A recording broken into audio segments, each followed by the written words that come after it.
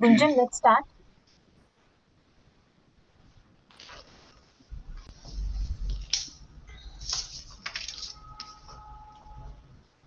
Vishnu. Yeah, I'll start it off. I hope I'm audible. Okay.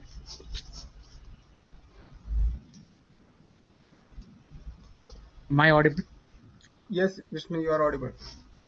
So, a very good evening to all the participants and respected teachers who have joined for the Spice Route AFPI Family Medicine Postgraduate Orientation Program.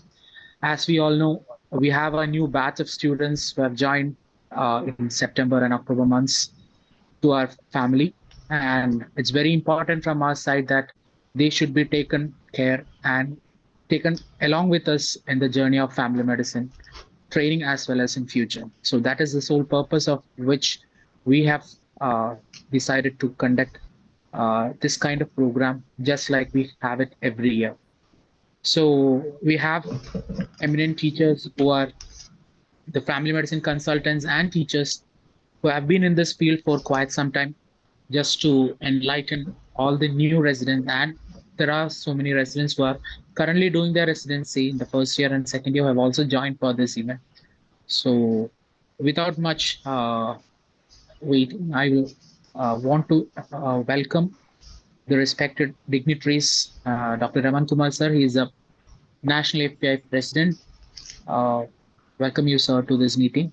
I would also like to welcome Dr. Vandana Bhupna ma'am. She and the National Vice President of AFPI National, Dr. Mohan Kubendra sir, National Treasurer and HOD of Lulz Hospital, Reshmi ma'am, and the National Chair of Spice Route, Dr. Serin, and National Secretary, Dr. Jyotika, and other Spice Route leads. And also we have Dr. Srividya ma'am. I hope she will be joining us shortly. She's the family medicine consultant at Bangalore Baptist Hospital. And we also have here our recent pass out students who are here to share their experience. So right now we'll start off to the session. And it's very important to know what family medicine is, at least for the people who have, some of the people who have joined new, they might be having an apprehension what the specialty of family medicine is. So to give a brief introduction on what family medicine and what are the scopes of it, I would like to welcome Dr. Raman Kumar sir. He's the president of Thank you, Dr. Vishnu. I welcome all of you on behalf of Academy of Family Physicians of India. Right now, I'm in my clinic in my practice, so it's a bit noisy here, but I hope you all can hear me. I welcome you all on the behalf of AFPI, Academy of Family Physicians of India, and also National Board of Examination. I'm also convener of the National Board of Examination, Specialty of Family Medicine. So it's it's a very important.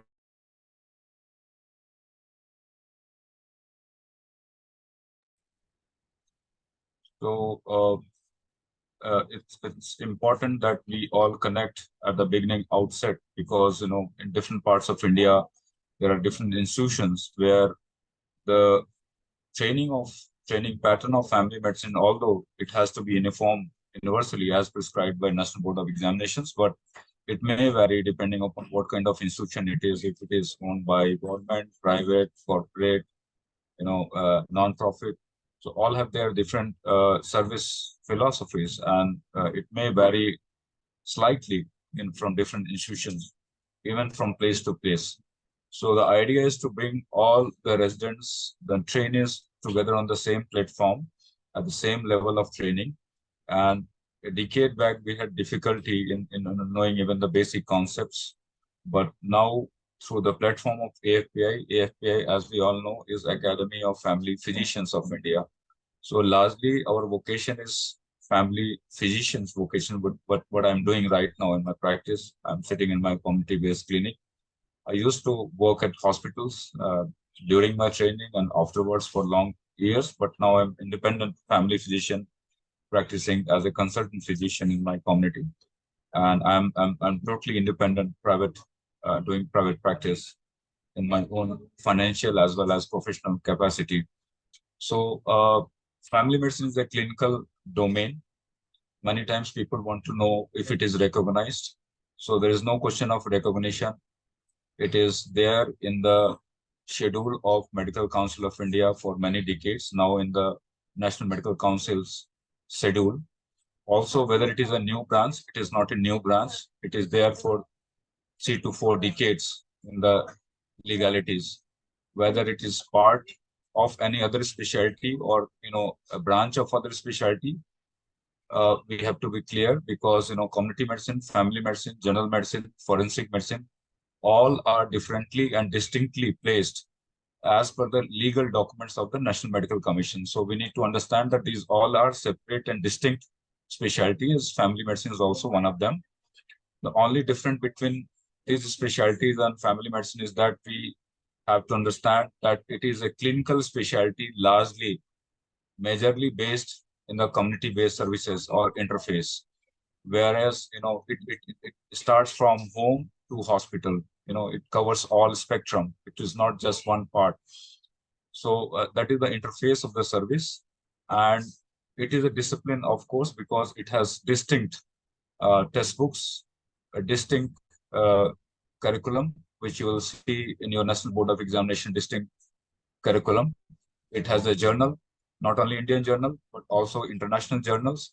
It has distinct conferences, CMEs, which are also organized by AFPI and also globally by WONCA, World Organization of Family Doctors. And I am going to the World Conference after a week time, which is being organized in Sydney, which is of very high quality. And globally in different parts of world, these international conferences are organized. So for any discipline, one is curriculum, second is, it's academic events, third is journal, and fourth is regular conferences. All these are, distinct part of it.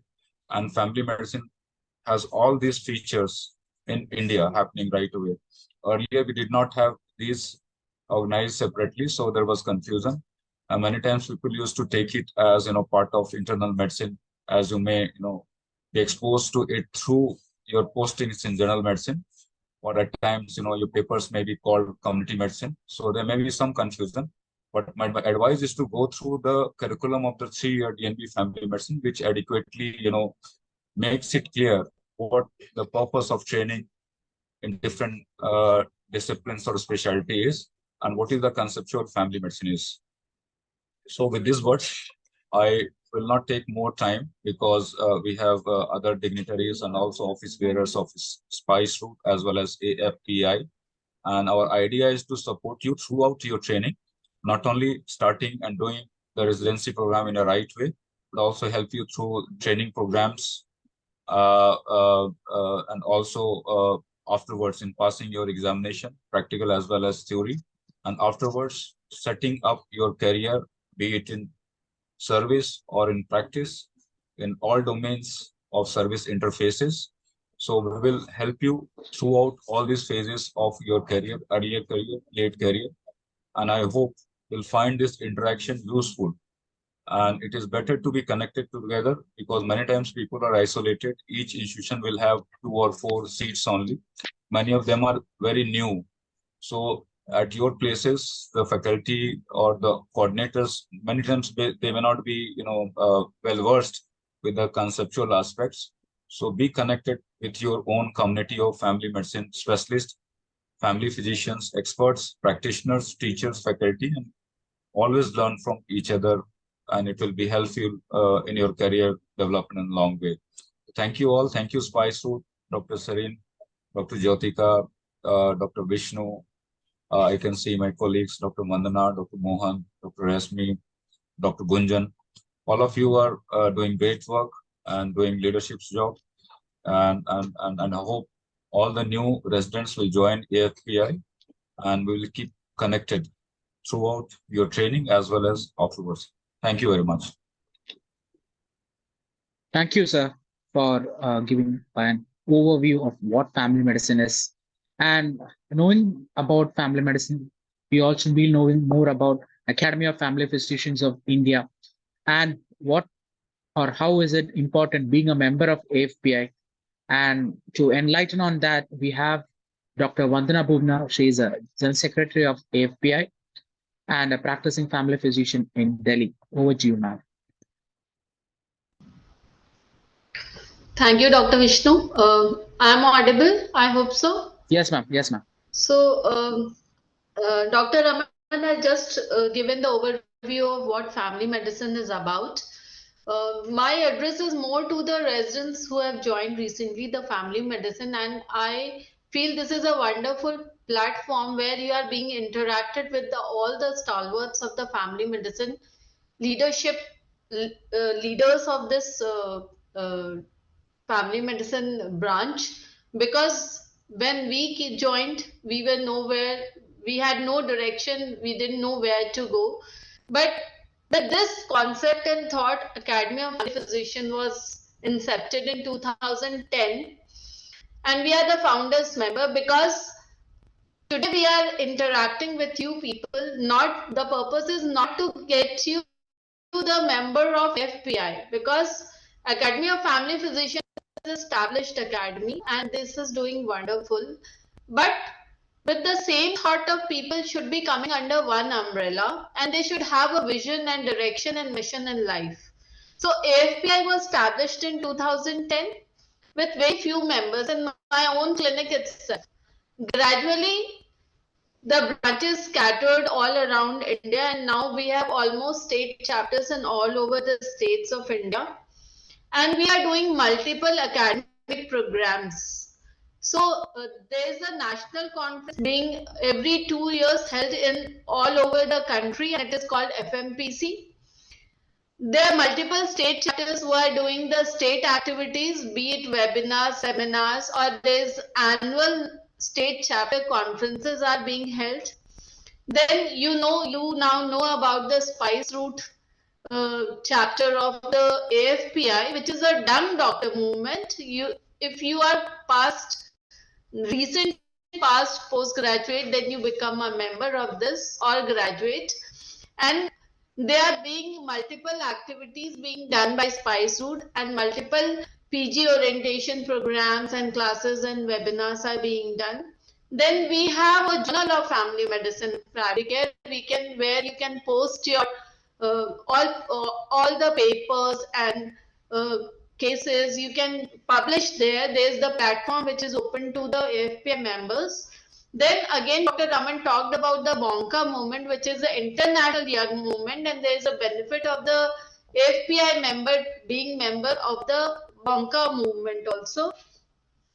Then we have a CPD activities, which is a online platform of continuous learning educational program. Then we have multiple different activities also. Setu program is a rural. We have a uh, rural branch also, which is working for the rural development, and we have a Setu program for the rural and urban bridging also. So if as a young residents, you will know about your branch, you will know which direction you have to walk to, and the essence of family medicine is a family practice, which I think you should finally indulge into. And there are seniors and your colleagues and leaders who can guide you all through this. And about the membership, how to take it, this is a one-time lifetime membership, and the charges as of now is 7,500 rupees. But for the students, we have reduced. This is a discounted permanent price of 5,500. You can go to our website, which is www.fpi online website, and where you can apply for the membership. You have the contact number over there, you have the email number there. Any problems, we are always there to guide us. Dr. Jyotika, Dr. Gunjan, Dr. Vishnu, Dr. Sadin, they're all there to guide you through this. So I appeal everybody to come under the same umbrella. Please join AFPI, because it will not only guide through or help you sail through your academic sessions and postgraduate program also. Not only this, but later on also, wherever you will need guide or you want to share something, there are teachers, leaders, and everybody, colleagues around us who will guide you. So with this, I am really a proud member of AFPI. AFPI has given me lots, and I really want you all appeal to you to inculcate the value of family medicine program and practice it in future. So thank you so much. Thank you, ma'am, for your short and but elaborate speech, I should say, about how and when AFPI came into a reality and what are the importance of being an AFPI member and being a part of this fraternity as well. So, right way back in 2010, when there was no such group of family medicine doctors, from there we have over this 10, 12 years, we have emerged to uh, a pretty number of I suppose we have around 1,700 plus members currently for family medicine specialty or AFPI, I should say. And Yes. Yes. uh, you, the current residents and the people who have currently joined, and they should be the future leaders. And how important is their role? To enlighten on that, we have Dr. Mohan Kubendra sir. He is a national vice president of AFPI and the president elect. Over to you, Mohan sir. Thank you, Vishnu. Am I audible? Yes, sir. Audible. Okay, clear. Okay. Firstly, thank you, Spice Route, for this opportunity. It's an excellent initiative that every time we have the new residents joining the PG course, we have this kind of orientation program. Good evening, friends. Firstly, heartiest welcome to the family of family medicine. Meeting चल रही है मेरी बात में. I think there's some disturbance.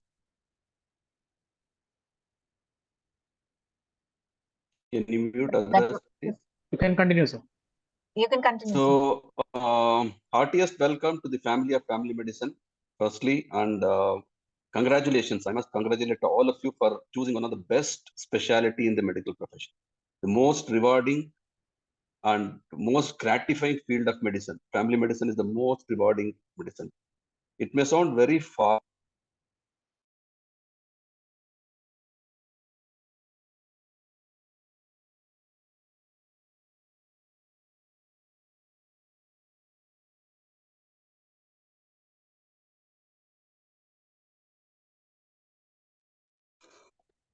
Hello, I think we lost connectivity in between.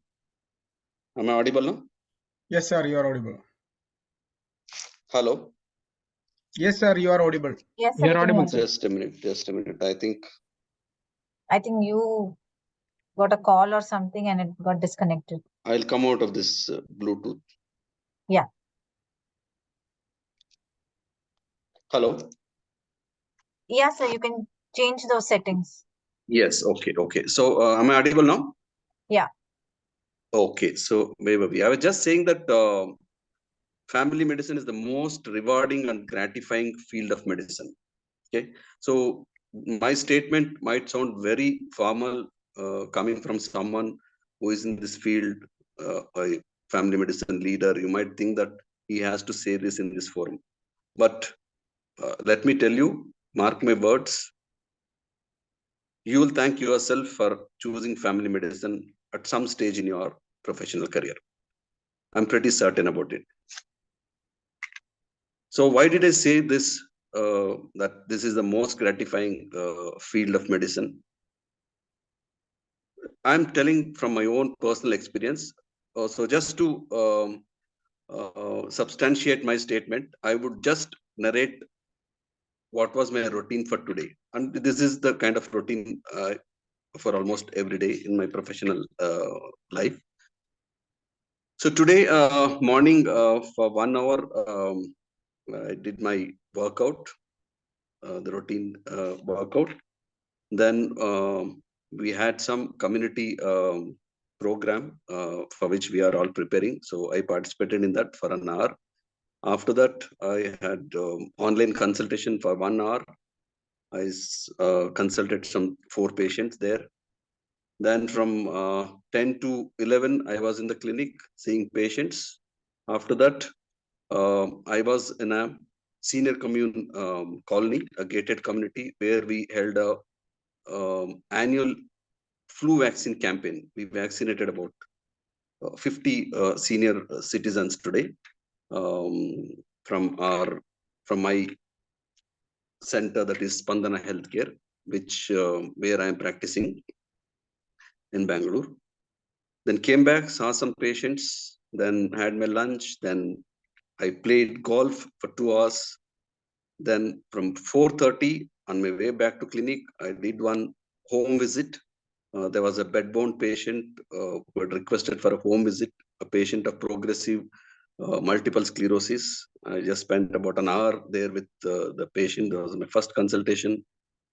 And I briefed them about what is to be done, how to take care of the bedbound patient.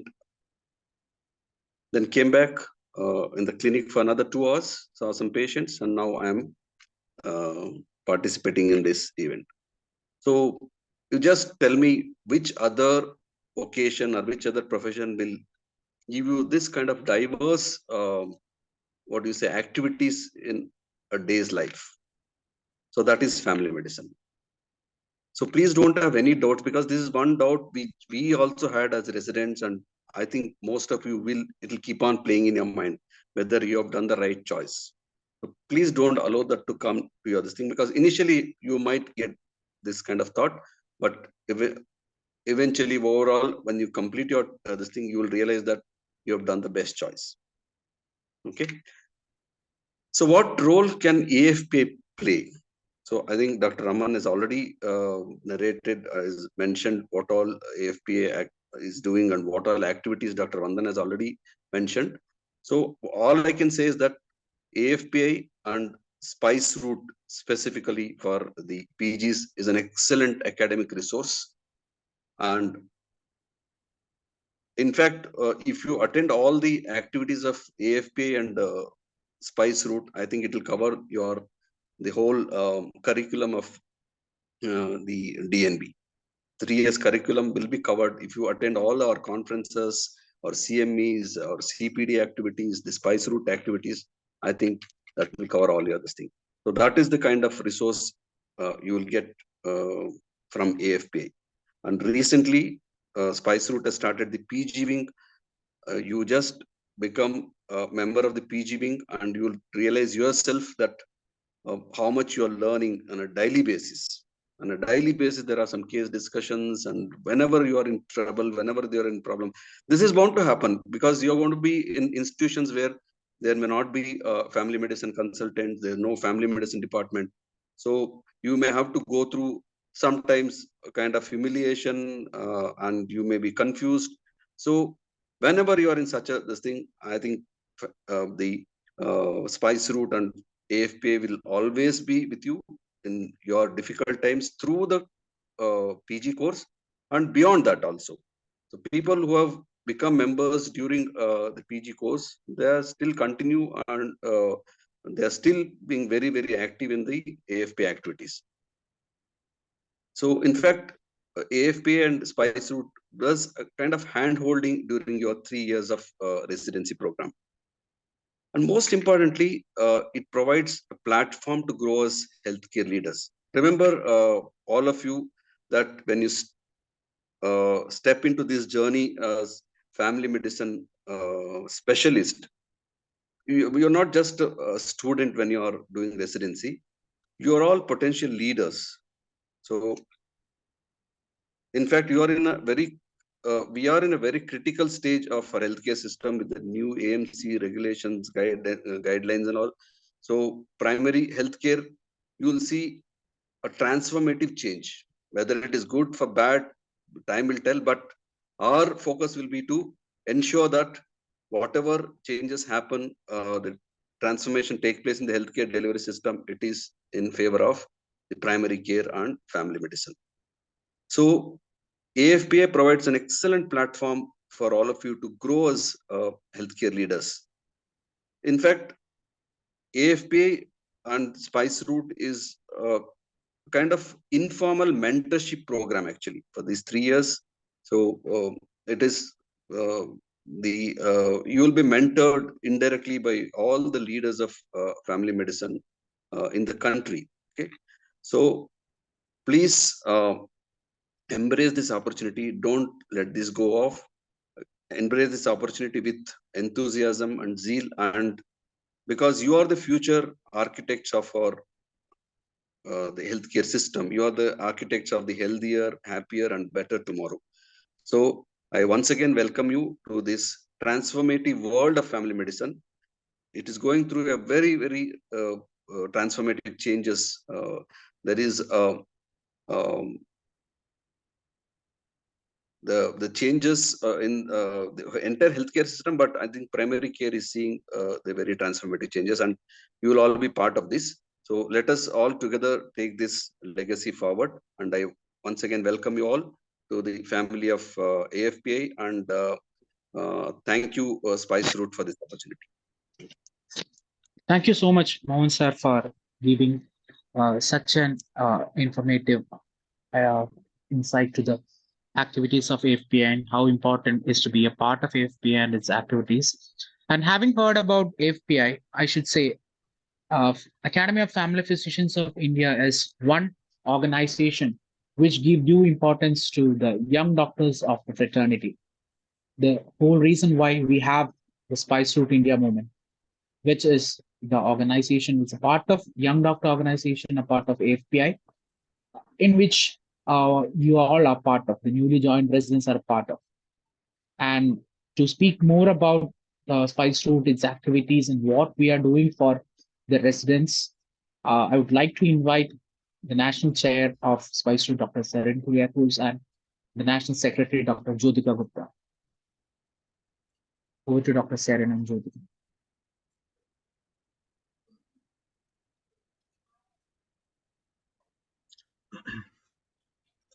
Thank you, Dr. Vishnu. Am I audible? Yes. Yeah. Good evening, all. So let's talk about the Spice Route movement. Raman sir already mentioned about the Wonka membership, AFPA, and all such things. Now we are going to see what is Spice Route and how this is important to us.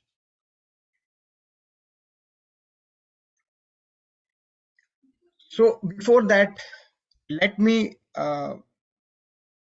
introduce a new term, young family doctor. So when we say about a young family doctor, as per Wonka bylaws, those who are in family medicine training and in the first 5 years of family medicine practice are young family doctors. So this has nothing to do with your age. So you may be in your 20s, 30s, 40s, 50s, or even beyond that. But if you are in the first 5 years of family medicine practice, or if you are doing a family medicine training, then you are a family medicine, you are a young family doctor. So Spice Route is a place for young family doctors. So when we say that this is for young family doctors, it doesn't mean that this is a separate entity. This is the young doctors movement of AFPI. We all are AFPI members. We all are Academy of Family Physicians of India members. And this is the young doctors movement of AFPI. Sir already mentioned that AFPI is a part of, or it comes under the umbrella of World Organization of Family Doctors, or WONCA. So WONCA has a young doctors movement, or YDM. So this has 7 young doctors movement across globe. In Africa, it's called AFRIWON. In Europe, it is Vasco da Gama movement. In North America, it is Polaris. In South America, it's Vainaka. In Asia Pacific, it is the Rajkumar movement. In the Middle East, it is known as Al Razi movement. And in the South Asia region, it is known as the Spice Route. let's go to the history of spice route. The spice route was officially inaugurated in 2010 in Kathmandu during South Asia Regional Conference. And this logo, this was not the initial logo, was designed. And the first chair of Spice Route movement was none other than our Dr. Raman Kumar. This is the structure of Spice Route at South Asia level. At South Asia level, there is a regional chair and office bearers, which are selected from the member countries: India, Pakistan, Sri Lanka, Bangladesh, Bhutan, Sri Lanka. And while coming to national level, we have a chair, secretary, FM 360 coordinator, treasurer, image editor, and a PG coordinator. Further going down at state level, we have a state council. We have a state lead in every state where we have our branch. In some of the states, we have secretary, FM 360 coordinator, treasurer, editor, and image coordinator, as we have at the national level. So this is the current council. We have a core council, which is composed of the chair and national secretary. Dr. Jyotika Gupta is the national secretary, and FM 360 coordinator Dr. Gunjan Shah. Dr. Gunjan is also taking care of the financial aspects of our association. Dr. Nidish Garg is our editor, and PG coordinator is Dr. Vishnu. So these are our objectives: to improve education and training of our members. So, like as already mentioned by Mohan sir, we are doctors and we are multi-talented people. We have a lot of skills. So we should not limit our opportunities just by reading or just by doing the clinical thing. Apart from that, we should try to improvise our research skill. We should publish, we should present at national, international, and at state levels. We also have the opportunities to get to know about how family medicine is practiced in other states, other countries, and even in other continents. So we can provide such platform to all those who are our members. And when we didn't have any academy, we hardly had any platform to share our concerns. Now under AFPI, under Spice Route, we have a platform where you people can reach and share your concerns, clear doubt, and irrespective of the subject, you can get help. And our leaders, our members are always there to help you. And one more thing, this is an excellent platform to sharpen your leadership skills. So these are the main activities of Spice Route. We have regular CPD programs. We have pre-conference meets. We have workshops at national, international levels. We support research. We help to publish papers. We have a lot of social media activities. As I already mentioned, we have a lot of exchange programs. And last but not the least, we have fellowship programs. We try to make contacts. We try to make connections across India and across globe. And those activities you will come to know in the coming activities more and more.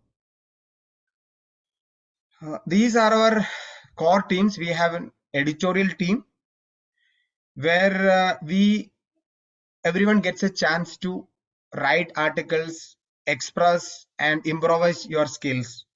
We have a web designing team.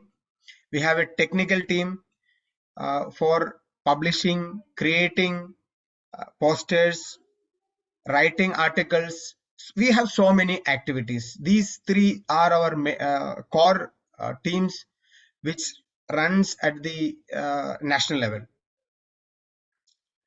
So we have, as already mentioned, we have a lot of activities, and Dr. Jyotika will elaborate on those activities. Over to you, Dr. Jyotika. Thank you, Dr. Serin. Thank you, Dr. Vishnu. Can you please continue the presentation? I haven't saved it here.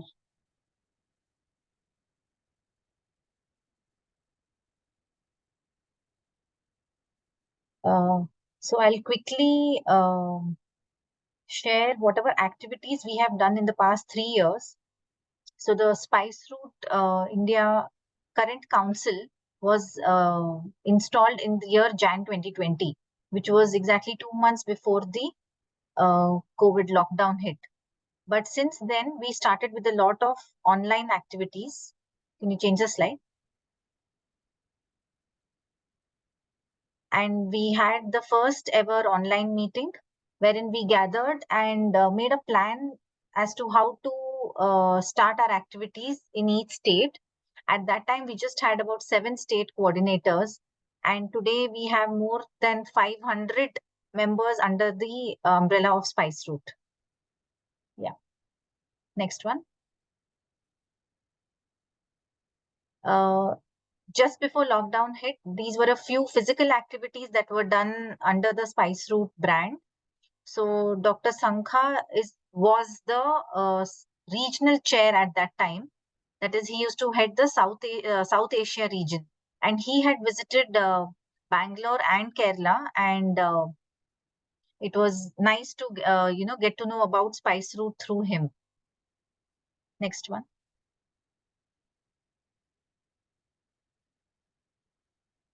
Next slide. Yeah. This was the first ever online activity that we conducted in June 2020.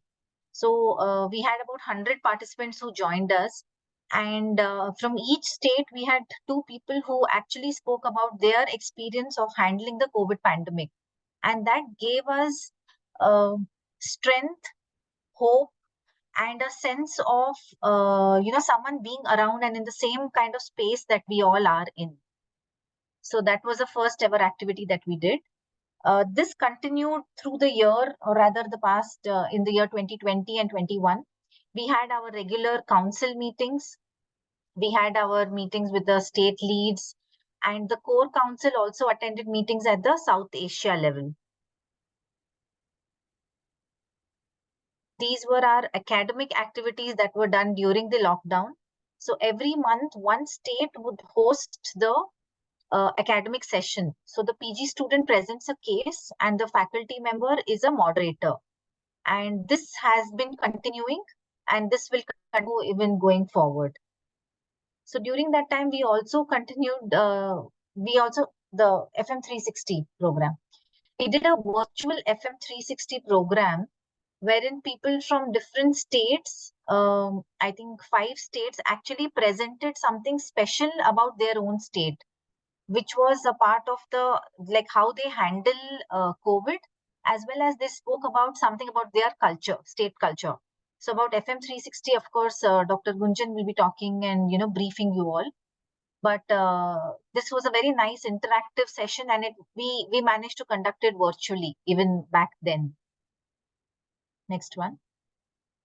Yeah, these are, glimpses of our monthly classroom sessions. We call it classroom because it's like presenting a case in the classroom. Next one.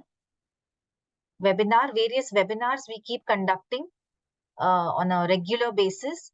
And we also encourage PG students and recent pass outs to please become a part of the presentation, to present cases here, to present topics, so that you get a chance and you also develop your speaking skills and leadership skills. Yeah, next one. Before our national conference, we also held a special session to guide people on how to design a poster, which was another very important step that we had taken. Many of us were clueless about how to design a poster, how to present a poster in conferences. And now it's mandated by the board that everybody attends national conferences of their own branch, of their own fraternity. So we have the national conferences held every 2 years. We also did a very interesting cultural activity online, our first open mic. So we had singers, dancers, poets, everybody gathering, and we had a very nice, lively session again during the lockdown, somewhere in 2021. So after the lockdown ended and we all could meet each other, we had different meet and greet sessions wherein we interacted with the postgraduates of each city. This was in Bangalore. We had in Noida, we had in Gurgaon, we had in Delhi. This was at the clinic Viva, which is Dr. Vandana's clinic. So, as soon as we got a chance to meet the postgraduate students in person, we tried to organize these activities. Then the first ever national conference that we could attend in person after 2019, which was held in Bangalore, we had this conference in Hyderabad, and Spice Route had their sessions in the form of one panel discussion. Then we organized quiz for the postgraduates, and we also had a lot of paper presentations and poster presentations by a lot of postgraduate students. So even right now, I would like to encourage everybody to please take part in activities. Don't consider yourself to be small or junior. Everybody gets an equal chance here. Next one. Yeah, so we also awarded two prizes that time. One was the Spice Route India Rising Star Award, which was given to Dr. Nitish Garg, and one state chapter award, which went to the state chapter of Kerala. So even here, don't think that, you will be left behind or you will not be recognized. There is enough scope of recognition by AFPI and Spice Route in every domain. Fortunately, after the national conference, we were able to expand our state councils as well. So we have a state council in the state of Maharashtra. Then we have in Tamil Nadu. We have in Karnataka, Delhi, Telangana, and Kerala. Of course, looking forward to expansion of councils in many other states. I think very soon we will be having one council in Rajasthan, one in Gujarat, and one in Uttarakhand. We are currently working on that. So here again, we have a lot of leadership opportunities where people can get into the core and conduct activities, take part in various sessions. This is entirely done by our technical team. Because we also believe that we should have our social media presence at all times. Otherwise, people will not know. Every time you see a patient or you meet your family member, they'll ask you, what is family medicine? Is it an extension of internship? Your colleagues may ask you, is it something like internal medicine plus something else, or is it community medicine? So we do try to make our presence felt even in social media, through videos, through social media campaigns, and a lot of posters. This continues our social media presence. We had the first leadership training program in August 2022, which was held in Kerala, and we had a good number of participants. Everybody got a chance to be a leader and how to train the next leader. So this was a unique program that we had tried to organize. Next one. Yeah. Next. We also had the orientation session. So we have this regular thing, practical exam orientation session and orientation for new joinees and theory exam orientations, which happens regularly by Spice Route and AFPI. A very, very important part of AFPI and Spice Route is our website. Everybody, please do log in after the session. You will find a lot of details and all your questions will be answered when you visit this website. We have our YouTube channel, we have our Facebook page, we have our Insta page. All information will be available here. Next one. Continue. Next. We also have our newsletter in which we encourage everybody to send in their articles, whether it's a poem, whether it's a prose, whether it's a medical article or anything creative, photography, painting, drawing, everything. So this is another way to showcase your skills. This is our YouTube channel. Next one. This is the journal that was mentioned by Dr. Raman and Dr. Mohan and Dr. Vandana. So we encourage all PG students to write articles and to submit it to this national journal. It's an indexed journal, so it has equal importance. And please do start writing articles and submit it to the journal. Next one. Initially, we did run 2 campaigns. One was to introduce our members to the entire world, which was called Member of the Week campaign. And then we also had the Institute introduction campaign, which was called Splendid Schools of Family Medicine. So with this, again, we tried to create awareness about our own fraternity because that is much required. If we don't call ourselves family doctors or family physicians and we don't talk about ourselves, the community will not know and our fraternity, our colleagues will not know about it. Next one. Yeah, this was the recently held theory orientation session. Again, it was held online in February 2023.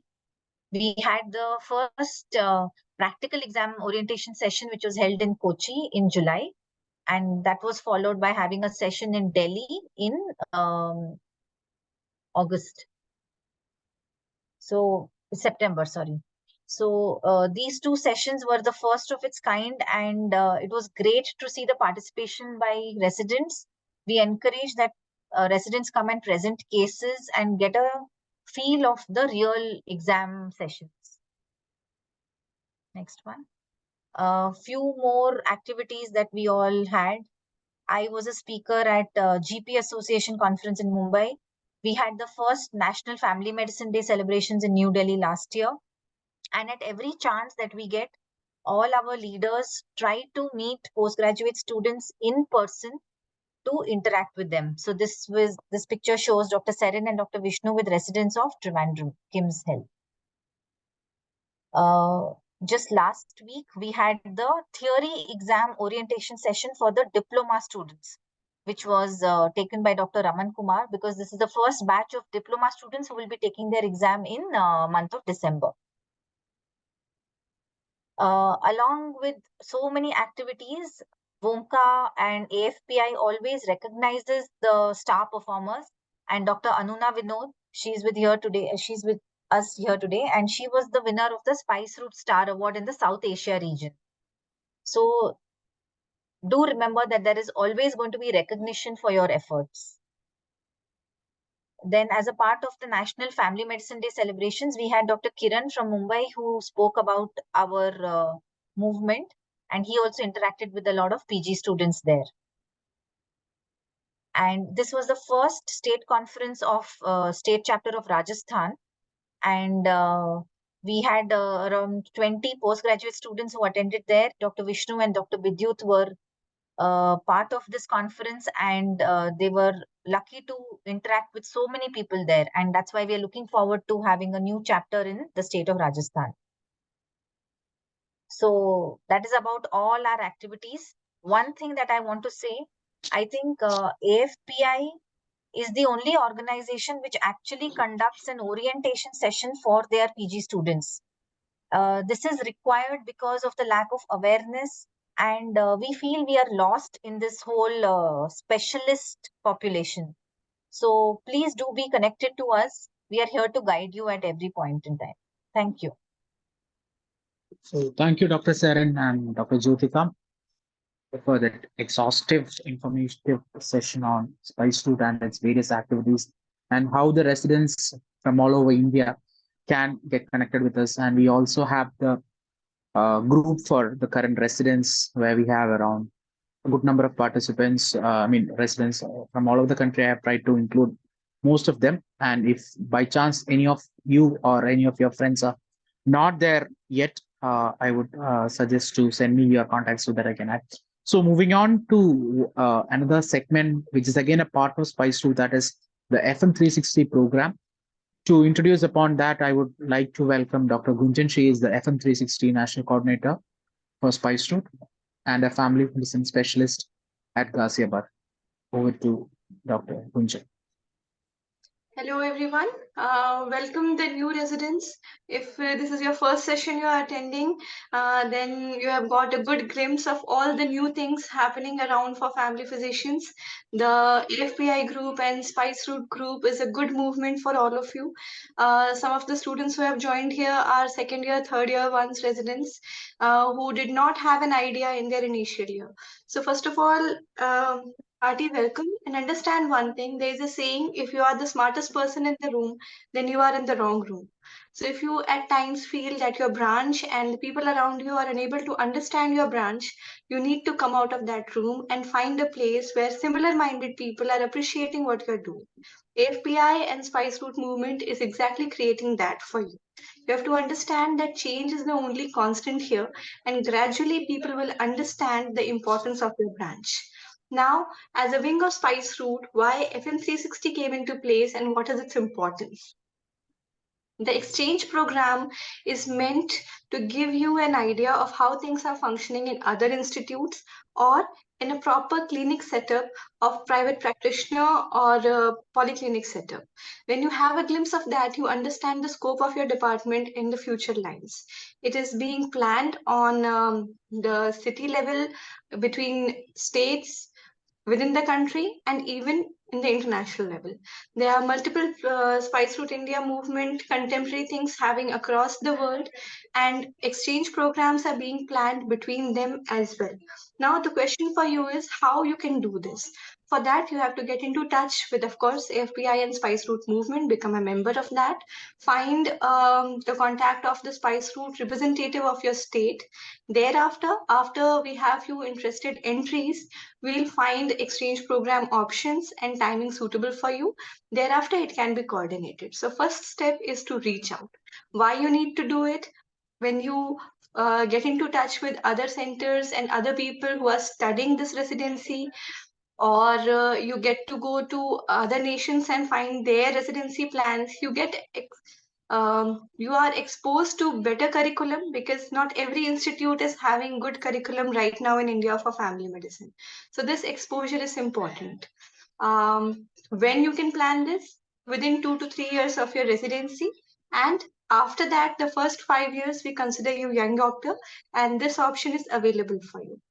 Um, Other than that, if you haven't joined AFPI yet, this particular session today is meant to help you understand the importance, what you are missing out. Residency throughout is always going to be hectic. Many a times, help is not available, guidance is not available. And a simple phone number, a contact number who is there to understand these problems is very, very crucial in this phase. I would wrap up soon because we are getting late. I would like to say that, see, one lifetime is too small to make mistakes, all the mistakes on your own, and learn from it. So it's better to learn from others' mistakes as well. Many of your seniors did not have this opportunity. Grab this opportunity and get all the benefit. Okay, thank you. Thank you, Dr. Gunjan. And now we have heard about the organizational policies and setups in the family medicine specialty, that's of AFPI as well as Spice Route. Now, as a resident, it's more important for you people to know how things should happen for you for the next 2 3 years, and what are the things you should be focusing upon, and what are the things you have to learn during your 3 years of residency, and how you should better utilize your time in this next 2 to 3 years. So that is the most important part as a resident. So how to utilize your next 2 to 3 years, 2 years for diploma family medicine people, and 3 years for the DNB family medicine and the MD family medicine people. So to give an idea on how to move on with it, we have Dr. Joshi. Dr. Joshi is family medicine Mumbai. Over to Dr. Joshi. Good evening, everyone. So, I'm going to present here regarding how to utilize the 3 years of your PG training.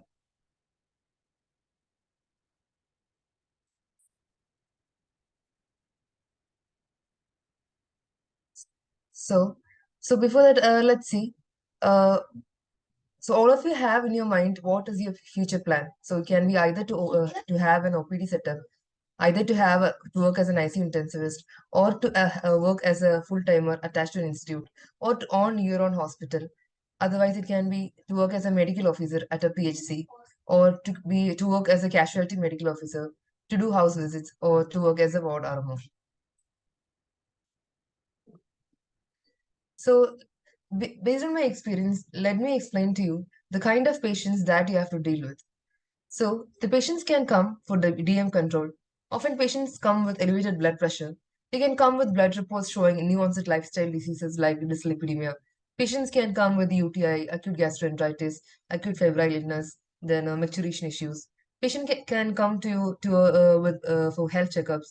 Female patients can come with menstrual irregularities, as well as to delay menstruation, or with excess vaginal discharge, dyspareunia, etc.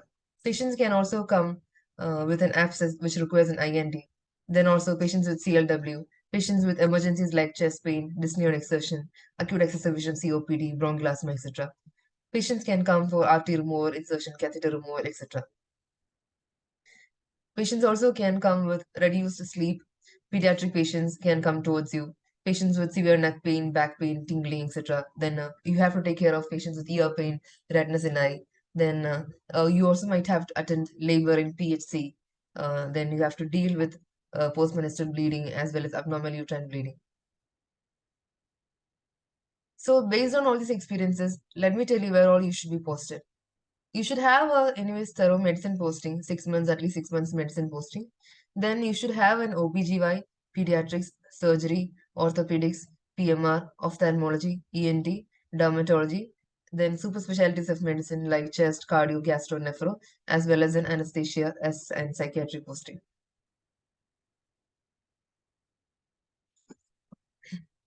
Now let's see in medicine posting. So what all you should be, how to utilize those time you have in the medicine posting. So when you have this posting, you'll be posted in ward or OPD, ICU, as well as emergency. So when you work in ward, what all you have to deal with. So most importantly, do not work like machines. Often the workload is very high. You might be just 3 or 4 PGs, maybe 1 or 2 PGs are only there for family medicine. And you might have to manage 2, 3 wards. So, but in that time also, do not work like machines. You have to think, you have to understand what you are doing, and you have to memorize it. And what all treatments you are given, you are entitled to give for certain diseases. You might have to do night on course, and you might feel that it is very hectic. But in that time also, but that will only help you to increase your confidence, to booster your confidence, so that later on you'll be able to manage a whole ward or a patient yourself. Often you will get calls for deal with patients with chest pain, asthma patients who are having an exacerbation, as well as to find out ECG, to read ECG and all. You also have to write, discharge cards, which most of the PGs do not like only, and often you dump it on your juniors. But writing discharge cards are also a way of learning, because you are going through the full history of the patient. You're reading the what all symptoms the patient came with, what all treatments were given, what all investigations, what all DDs were there in the mind of the physicians, and finally what the patient had. So you are going through all this history, and you're writing the discharge card. So that time also, do not do a mechanical work. Just go through each and every sentence, just learn, just understand. Another thing is, you might have, so when you do night on course, admissions come, and you will tell the history to the physician. Physician will tell what all investigations to do, what all treatment to be done, all these things will happen. So in that case also, you should think, just don't mug up what the physician says, just think what the patient might be having, why he has advice for those investigations, what all DDs he might have had in his mind. So all these things, and if you don't understand, you can ask him the next day only. What you were thinking, sir? Like, what was his DDs in his mind? Then another thing is, when you're working in ward, you might have to accompany patients to for CT scan, MRI, etc.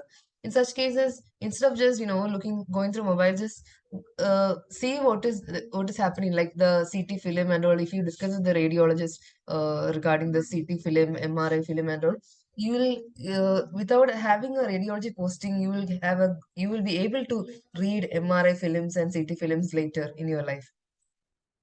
Same thing with the labs, with pathologists, doctors. If you have a good rapport and all, if you get a report little this thing, then if you go and discuss with them also, you'll get a good idea. Now coming to the OPD postings, so as I've told before, many of you have a plan to work as an ICU ICU intensivist or an emergency medical officer, etc. But finally, you will be starting your own OPD. So that is what's happening towards the end of the day. So OPD experience is very much required in the life of a family physician. Working with senior physicians, working what all they are prescribing OHAs to diabetic patients who are newly diagnosed, and on follow up what all like how to adjust the level of OHAs, how to adjust the level of insulin. These are all very required, very much required. Along with that, how to prescribe antihypertensives, what are the contraindications. All these things you will get through OPD knowledge only. So OPD postings are also very important when you have this medicine posting.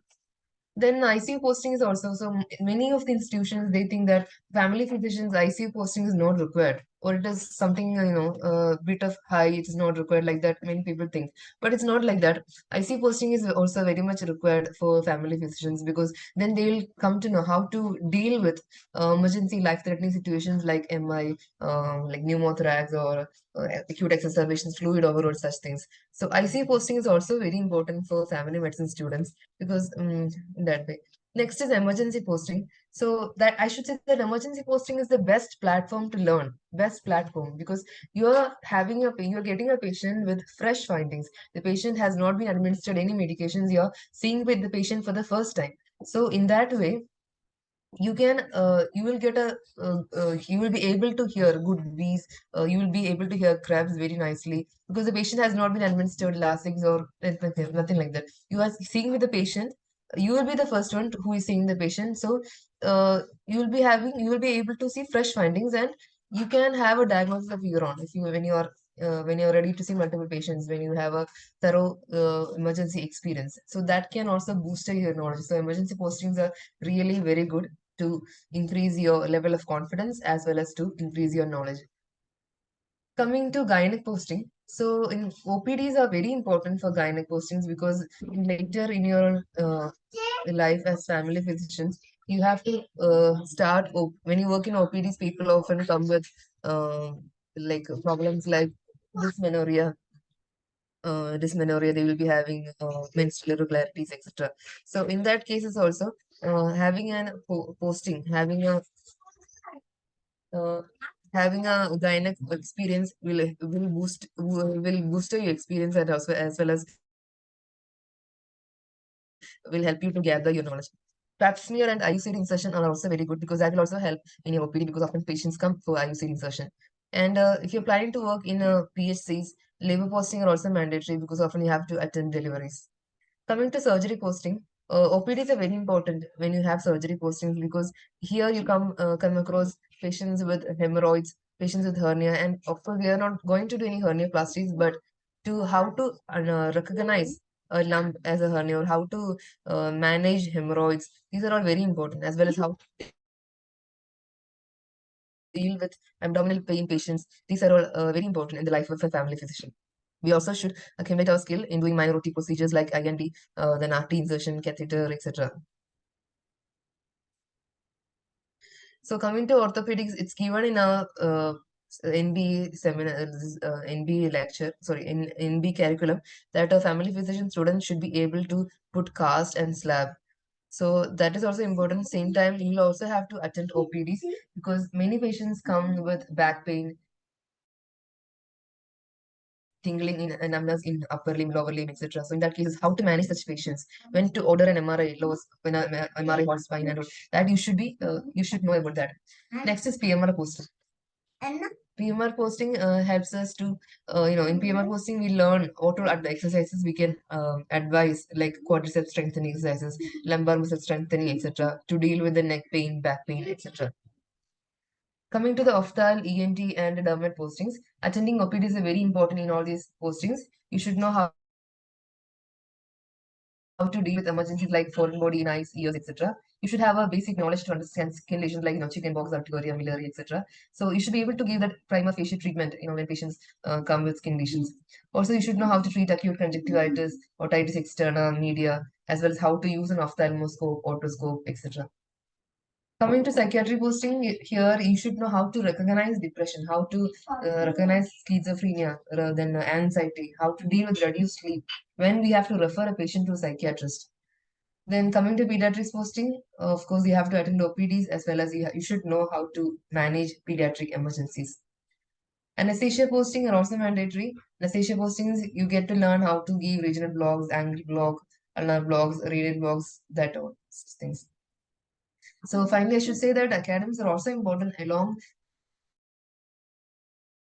with the clinical skills. So you have to attend MB lectures, which are there on Tuesday and Saturday. Attend Spice Route lectures. They are all very, they are very beneficial. That will increase your knowledge and that will also help for your exams. Also, you should try to solve all question papers. Thank you and best wishes to everyone. So thank you, Josie, for giving an overview of what is to be done in the 2 or 3 years of your residency. And having heard from Josie, I would like to uh, take you all towards another very important or very useful session. That is what or how things should be done focused in a focused manner in every specialty that you are posted in. Because we, the family medicine specialists, are posted in a diverse area of specialization. And to enlighten on that, we have one of the best teachers, that is Dr. Reshmi S. Kaimal, ma'am. She is the National Treasurer of AFPI as well as the head of the Department of Family Medicine at Lutz Hospital and Postgraduate Institute of Medical Science and Research at Kochi. Over to Reshmi, ma'am. Thank you, Vishnu, and thank you, Spice Route, for not getting bored with me every year. So, shall I share my screen? Let me see if I can share my.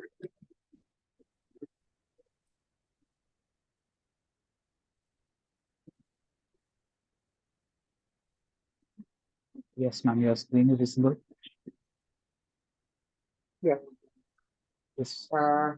So, I am myself Dr. Reshmi, and I'm the head of the Department of Family Medicine at Lutz Hospital, Kochi, and the National Treasurer of AFPI. I hope from 8 till now you've been hearing about family medicine. Family medicine is the best specialty that you've chosen, and what all you should do being a family medicine postgraduate and further in your career. Now, your concern, as I understand, for the first years would be what should we do in each posting? What should we do for these 3 years? Whatever we say about what you should do after your training will not go into your heads now, because now you're concerned more about what you should do, what awaits you these 3 years. So, the diploma and DNB has separate modules set by the national board. I've not included the MD module, but MD is almost similar to DNB, a few changes depending on the universities. So DNB has 6 modules, as National Board has set 6 modules of, in the training. One is the family practice for 6 months, general medicine and allied specialties for 9 months, general surgery and allied specialties for 6 months, pediatrics for 6 months, obstetrics and gynecology for 6 months, emergency and trauma for 1 month, and electives for another 2 months.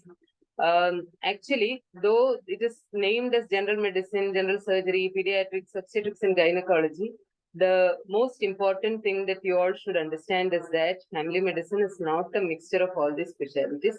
It is a separate entity in itself, where you acquire knowledge from all these branches and then incorporate the principles or the concept of family medicine.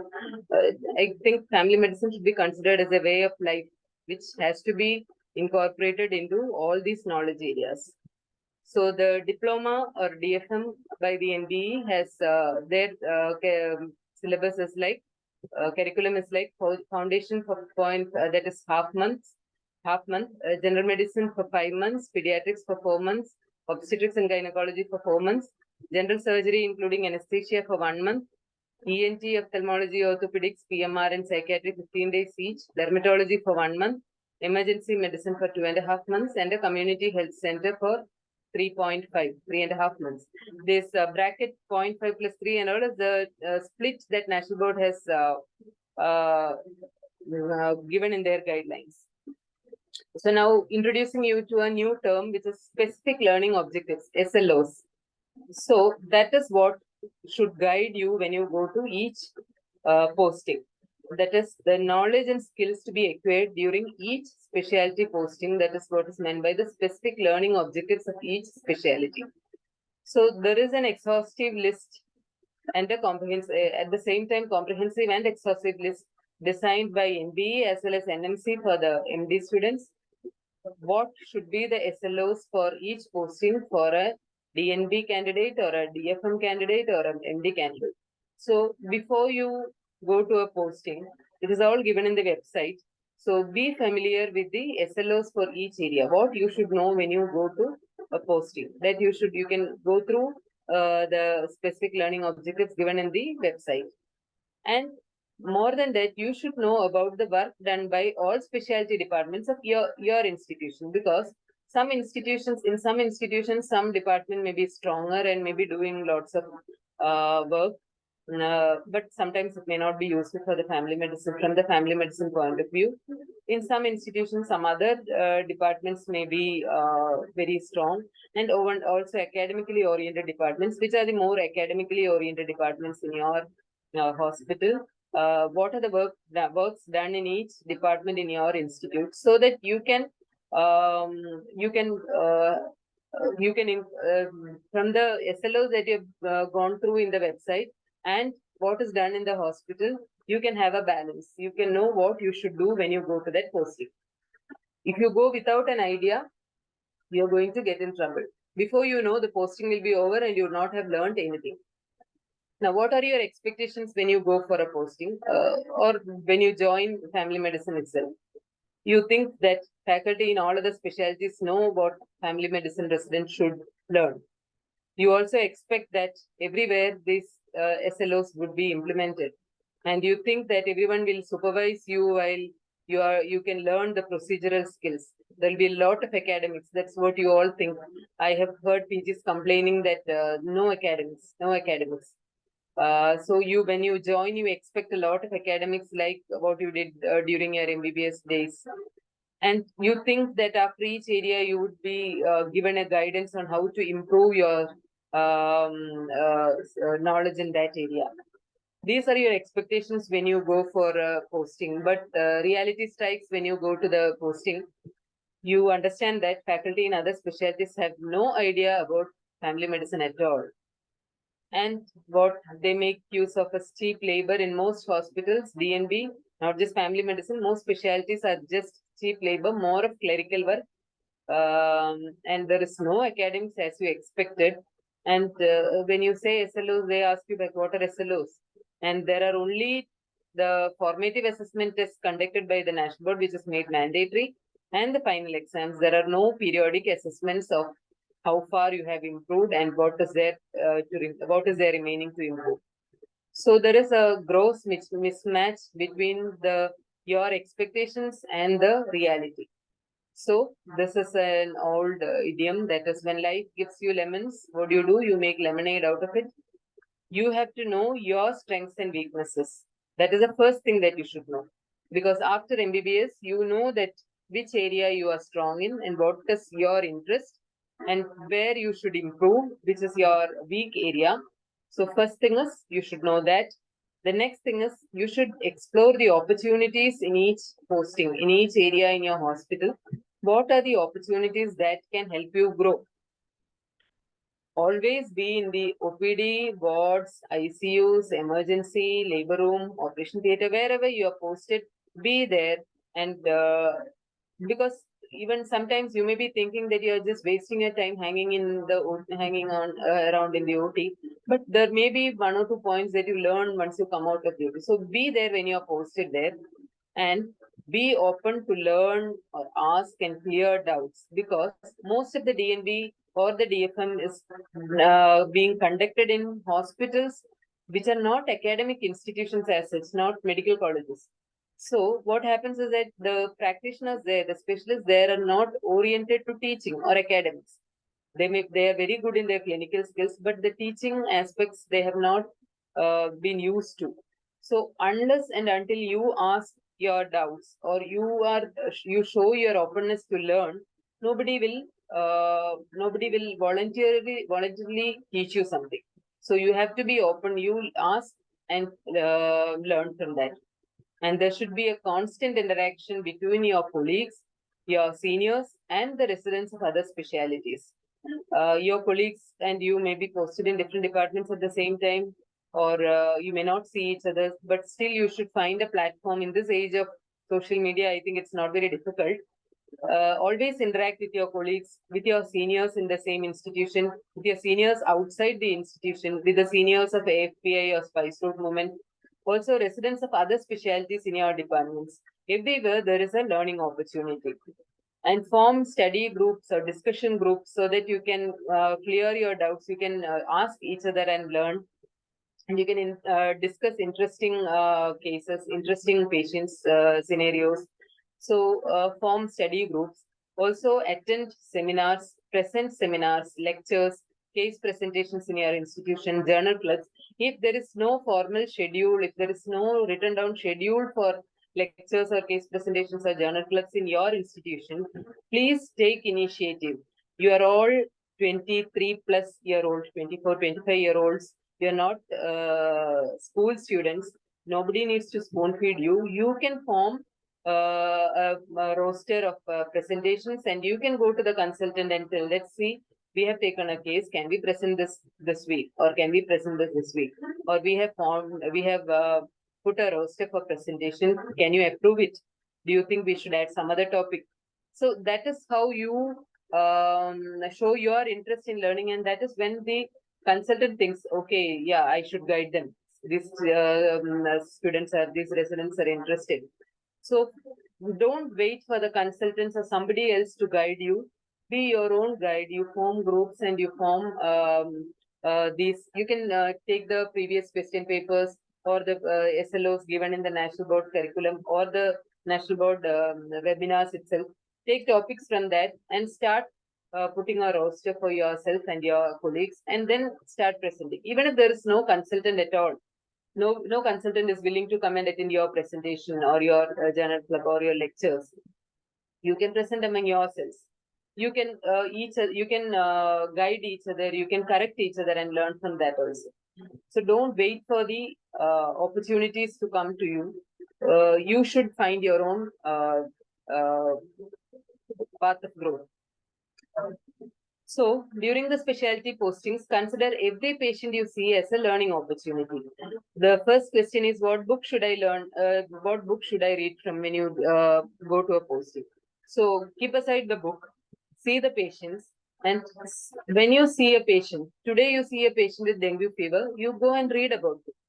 Or today you see a patient with diabetes, uncontrolled diabetes, you go and read about it. It's not like or you see what the consultant has done and why has he done that, he or she has, why they have done this management, and what do you think, maybe you have a doubt why this has been started. So you can go and read up, ask them, go read up, and then next day you can also join the discussion. So every patient is a learning opportunity. It is not just the books. So try to achieve as many learning objectives as possible within the limitations of your training institution. If your training institution, if the ENT department of your training institution does all these procedures, and your SLO says almost 70% is matching with that, do achieve that many. Don't always say that, oh, this is not there. The complaining is not going to get you anywhere. So rather than complaining about lack of the things that are lacking, make use of the things that are there. So understand what is important for your practice as a family physician, not as a system specialist. So maybe when you go for a specialty posting, you see the system specialists there managing things in their own way. So what you should do in that is you almost by the end of first year, maybe you will have an idea what you're going to do after passing. So you should think what is important for me when I go out to practice.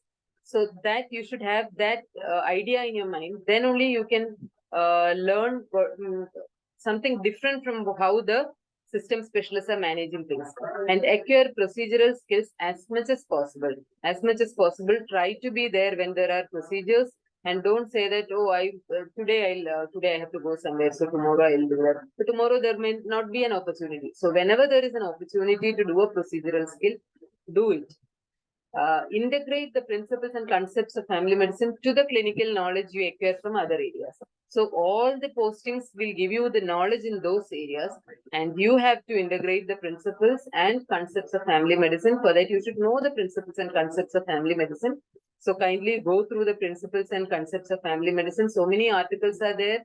Or you can see the videos in Spice Route or AFPI state chapters. There are so many good videos and lectures about the principles and concepts of family medicine. So you should integrate those principles to the clinical knowledge that you are getting from the each specialty posting. So now, for examples, I think I hope I'm not running out of time. For example, suppose you are seeing a patient of diabetes in a general medicine ward, and don't just focus on the diabetic control or the insulin titration or the OADs that are added. Think of what would have caused this uncontrolled diabetes in this patient. What could have caused? How could you have prevented this uncontrolled diabetes? What are the complications that can come, and how you will counsel the patient regarding the complications, and how you will screen the family members, or how you will ensure that the patient takes medications after he is getting discharged. So that is an opportunity for you to incorporate all the concepts of family medicine into a patient who was admitted in a general medicine ward. Same thing as surgery. There is a swelling on the upper back. The clinical examination skills you can learn from that. You can learn the differential diagnosis of swelling, but you should know whether it needs to be referred. That is more important. Can you treat the swelling? Does it require referral? If so, what are the red flag signs that would alert you to referral? If so, the patient will ask you, does this require surgery?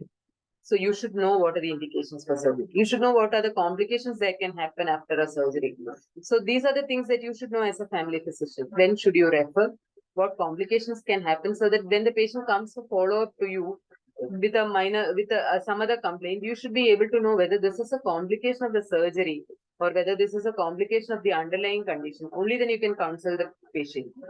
In pediatrics, you can see acute diarrheal diseases. These are all just examples.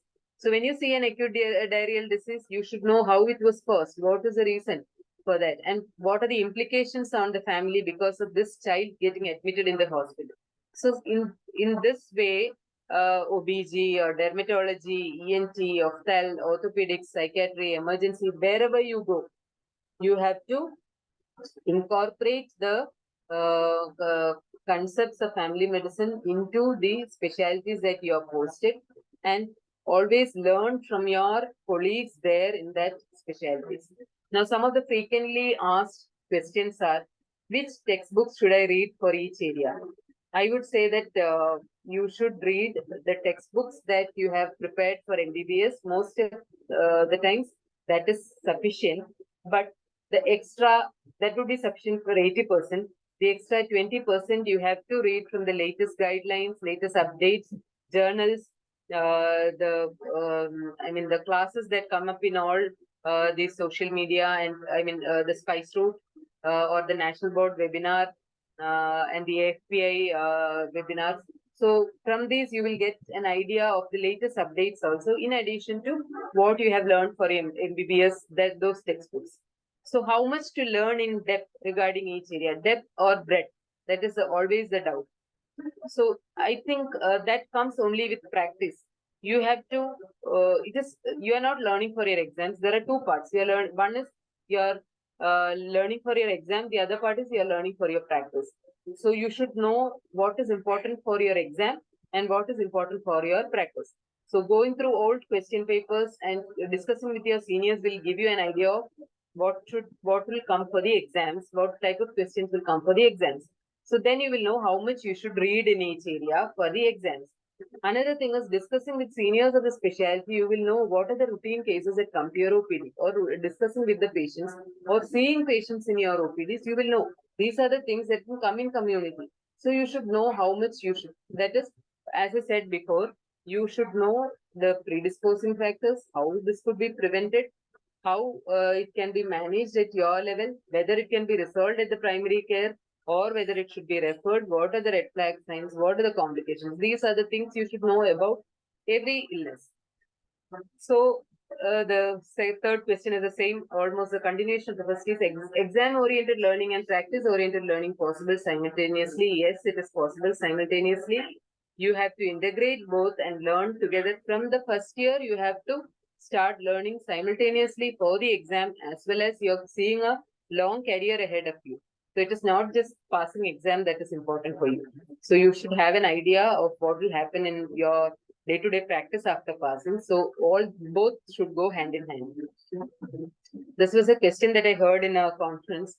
After rotation in a specialty, when I go to the next, I forget the skills and knowledge acquired in the previous rotation. How can I overcome this? Now you might laugh at this question, but I think some of you may have this question in mind. So your hospital is always there. All the patients are always there. So even if you are posted in a specialty, you can always go and see the patients in the other specialty where your colleagues are being posted. Always brush up. And you are not learning for that. If you were forgetting the skills acquired have you forgotten all your anatomy, physiology, biochemistry, or medicine, surgery that you learned in your MBBS? No, you have retained some of it. So just brush it up. When you go to another rotation, go back. When you are passing by, you are posted in medicine. The pediatrics ward is just below the medicine ward.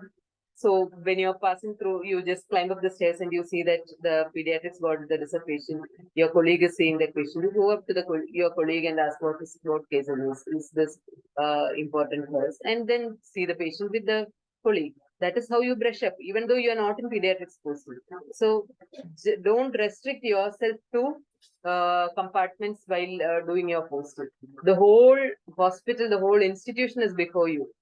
So please brush up during each rotation what happened in the previous rotation also.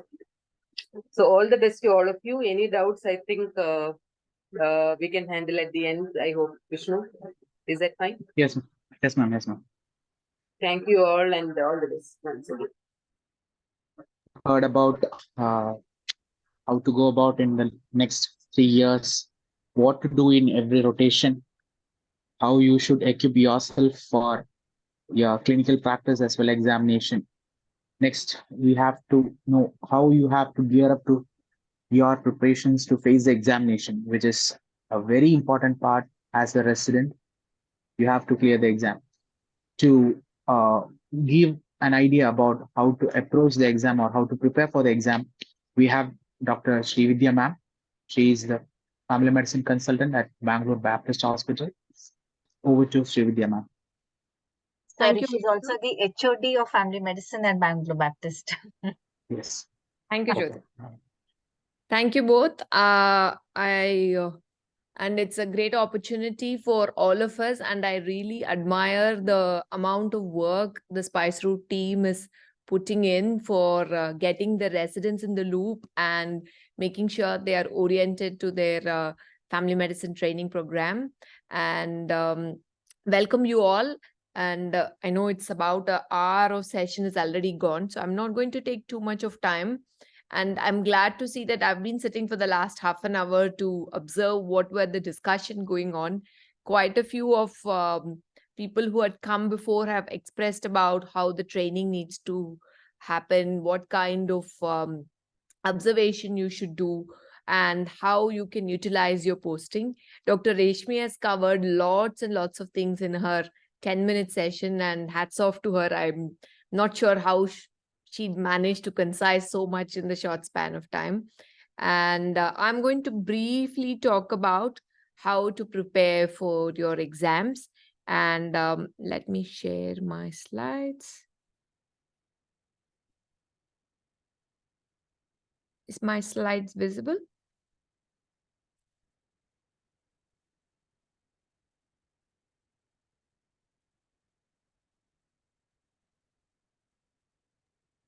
Yeah, it's visible.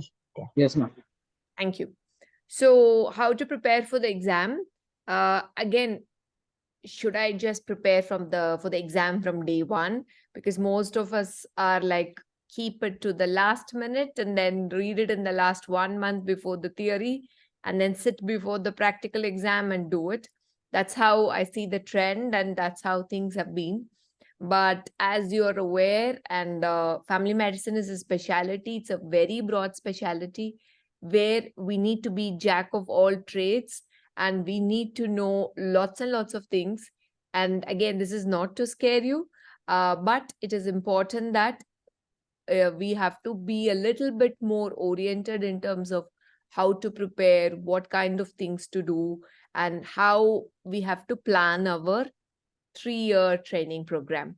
And as Dr. Reshmi mentioned earlier, we have lots and lots of activities going on. 5 to 6 years ago, there was not many activities happening, but last 3-4 years, we are seeing lots and lots of academic sessions, activity happening in various platforms. And the trainees, especially, this is the best time to learn family medicine because you have come to a place where we have quite a good amount of faculty involved in training and we have a lot of family medicine sessions oriented, and NBE has a webinar series every week. We coordinate the NBE webinar series every Tuesday afternoon. It happens, so there are a lot of academic session happens. It's about you planning your regular work along with actively participating in academic activity. So objectives of this session for next 10 minutes is when to start preparing, what books to read, how does NBE conduct exam, where can I find the sample questions, do we have any exam preparation group, is there any exam orientation course. I think the last two questions have already been answered by Dr. Jyotika earlier. Spice Route has done a great job in exam preparation webinars as well as for the orientation course as well. As the day progresses, we will have at least 3 sessions a year, I presume. That will be something which will happen in future. What books to study? These are the list of books which is given in our NB curriculum for family medicine students. Please go through it. Again, as we were discussing earlier in our sessions, these books are only a book for reference. Whatever we see, our patients are the key and we learn only from them. I learn still from them. I'm sure you are all still learning from them as well. So it's important that in this 3-year training program, learn from the patient, talk to your colleagues, go through the guidelines and use these books as reference. These are the reference book, but not the only books.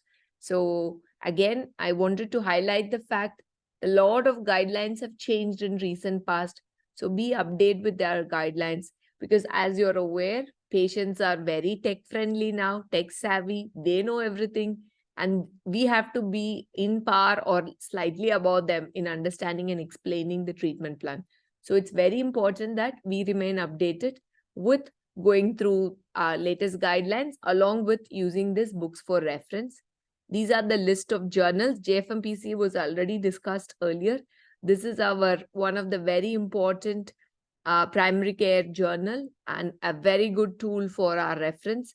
There is also AAFP, which has an amazing articles on lots and lots of treatment plans, primary care symptoms, which we see, symptom-based approach. Quite a few information is there in that. We also have British Journal of General Practice. These both can be available free of access and you will be able to log in and get up-to-date information. General practice in UK is well structured. They have very good training programs as well as the guidelines for the GPs or family physicians to practice and learn. That's a very good tool to go through it. There was a discussion about formative assessment. What is formative assessment? Before 2018, NBE did not have this formative assessment. There was only the residents joining DNB program. After the joining the DNB program, there was straight final exam after 3 years. So there was no one to go through how is your training, how much have you learned, is there some knowledge gaps which needs addressing. Nothing was addressed earlier. But since 2019, there has been a very, very structured assessment from NBE portal. And there is a formative assessment test done once a year. In the first year, there is only theory exam where the candidates take the theory exam and the questions are set by the individual institute, and that has to be shared with the NBE, and it's a 100-mark question. It gives you an idea about, yes, in the first year of your training, you may not have attended all your postings. You might have just done 7 to 8 months of your posting and then this exam comes, but it gives you a flavor on how to do your exam, what kind of preparation needs to happen, and how you can improve your skill set for your future exam. So that is something which is useful. And when you are in your year 2 of your residency, there is, along with your theory exam, there is also workplace-based assessment. And in the workplace-based assessment, usually it's a clinical case presentation, 2 cases, 30 minutes each. There is a viva. There is also investigation, interpretation, handling, how do you use certain instruments, spotters, ward rounds. And by the way, there is a part on thesis work. How much have you done? Because as you guys are all aware, before your theory exam, you have to submit your thesis. And this thesis work is checked when you are in year 2.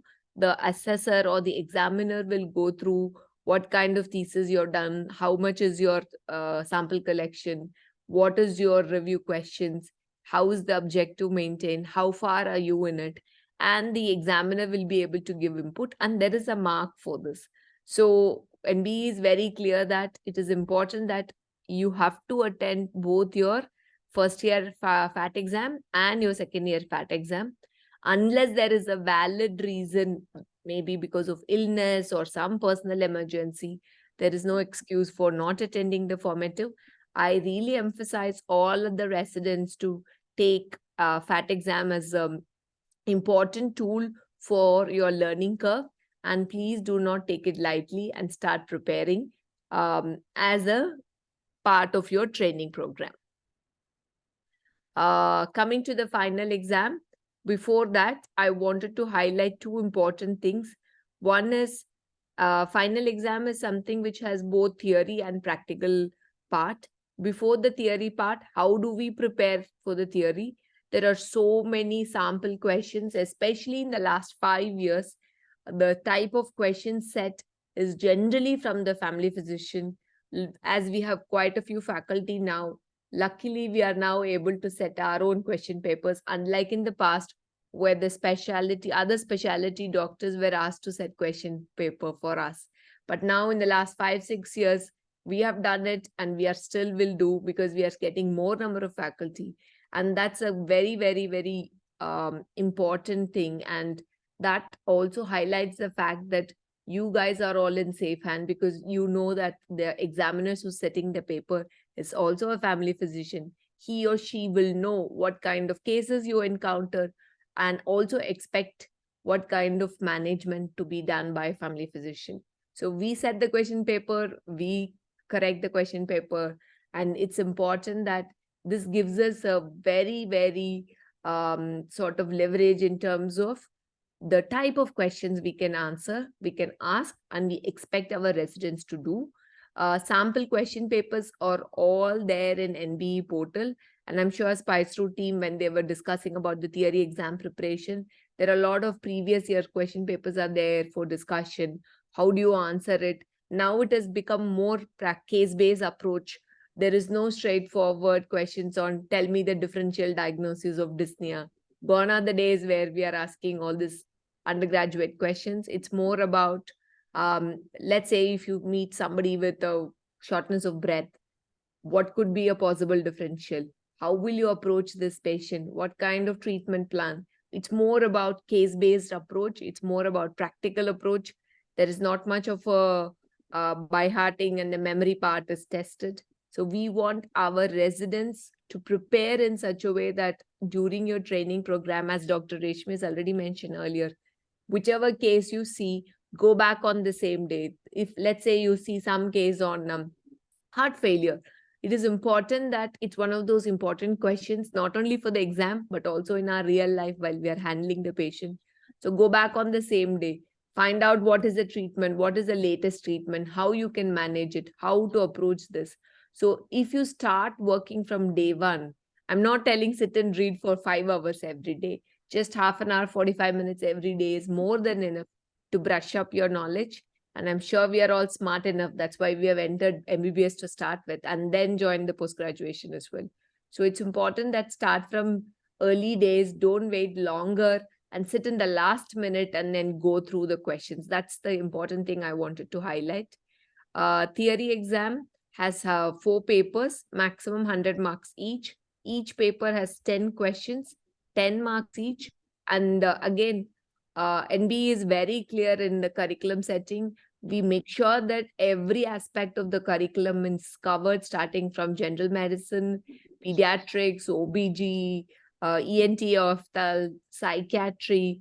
Every part is covered. We not missing any one segment in the curriculum.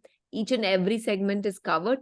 And remember, it's all practice-based questions. That's how we wanted to do. And so if you are able to attend your postings as per the curriculum, if you are able to go through the learning objectives according to the curriculum, you should be able to attempt almost all questions and pass with flying colors without much difficulty, as long as you put your mind and effort in it. In terms of while your training program, if you put a little bit effort, make a note of it and revise it, talk to your colleagues, be actively involved in the seminar sessions, do case presentations. We have case presentation sessions in NB webinars. We have case presentation in Spice Route program, state and national Spice Route program. They all have case presentations. So if you are part of those things regularly, it will be more comfortable for you during your final theory as well as practical exam where you're supposed to present cases. So the practical exam, maximum mark is 300. It comprises of virtual OSCE. This is done across all centers in India at the same time. NBE runs through the OSCE questions. There are 20 questions, 5 marks each, 100 marks question. There is a clinical case, 2 cases are given. It can be any specialty, but 2 cases, clinical case. There is Viva, there are ward rounds. Maximum 150, minimum of 150 is needed for passing. You have maximum 3 attempts to pass, and then I hope majority of our residents are able to go through the exams smoothly, provided you put in your mind and effort throughout the session. I just wanted to conclude, never stop learning, start from day one. And again, you don't have to be very, very vigilant and read for hours and hours. Just see your patient, spend some time with him or her, go back and read about it, discuss with your juniors or seniors as well, and attend all the regular academic sessions which are conducted virtually. And also, one piece of advice is, if you are able to maintain your diary where you go through all this, what are the cases you see, where did you learn, how much learning happened, this will be a great tool. And for your final preparation for the final exam, that book can be your what I would say is a great tool for your learning.